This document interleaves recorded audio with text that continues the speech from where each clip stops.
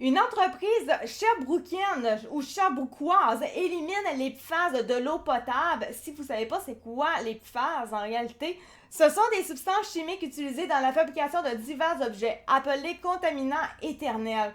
Ils sont choisis parce qu'ils sont durables et résistants à l'eau. Il y en a par exemple dans la mousse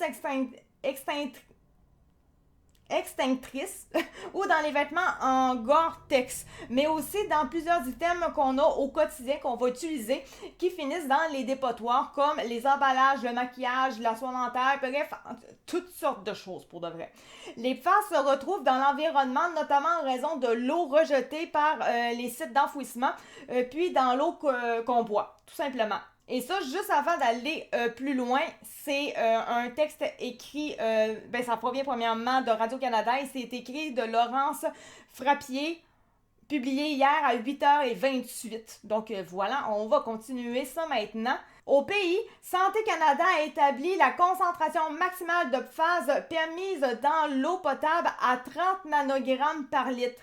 Mais selon Farhad Farnia, c'est peut-être musulman rendu là. Il y aurait des dangers liés à leur exposition, même à cette concentration, puisque les PFAS sont potentiellement cancérigènes. Et c'est là que l'information de l'article commence à devenir un petit peu plus important. Et c'est là que l'article commence à être un petit peu plus intéressant, important même. Une jeune pousse sherbrookoise développe un filtre capable d'éliminer les PFAS de l'eau potable. On retrouve de ces polluants éternels dans l'eau de la plupart des municipalités au Québec et EcoFilter Tech serait la première entreprise à proposer une technologie qui les traiterait à l'échelle d'une ville.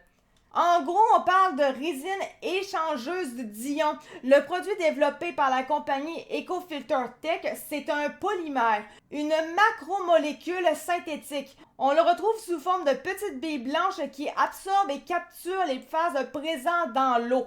Ça dit, lorsque l'eau passe à travers la résine échangeuse d'ions d'EcoFilter Tech, les phases sont emprisonnées dans les petites billes qu'on peut voir ici dans l'image.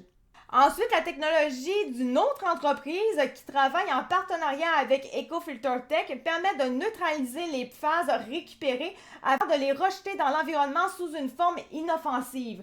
Une fois que les phases sont retirées des billes de polymère, ces dernières peuvent être réutilisées.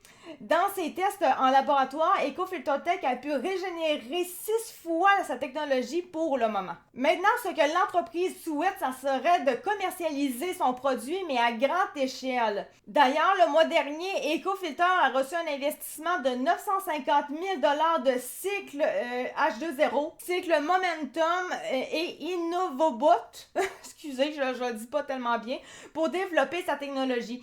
Dans les derniers jours, 500 000 $ via les vitrines technologiques en traitement de l'eau du gouvernement du Québec et 1 million de dollars du Conseil des recherches en sciences naturelles et en génie du Canada se sont ajoutés. Ce financement permettra à la jeune pousse de lancer un projet pilote pour filtrer l'eau de la ville de Sainte-Adèle dès cet hiver. Si les résultats sont concluants, Farhad Farnia espère que son entreprise pourra mettre le produit sur le marché d'ici 2027. Donc, ça serait quand même vraiment... on va se dire que ce serait bien. Ça serait bien parce que ça fait quand même des problématiques. On a toutes sortes de choses en ce moment, des maladies qui arrivent et tout, qu'on ne sait pas nécessairement pourquoi que c'est là, etc., de comment, du pourquoi et tout. Peut-être que ça vient de là réellement, donc on verra. J'ai hâte de voir. Ça serait une très très bonne chose que ce projet voit le jour et soit mis à grandeur du Québec et voire plus loin encore.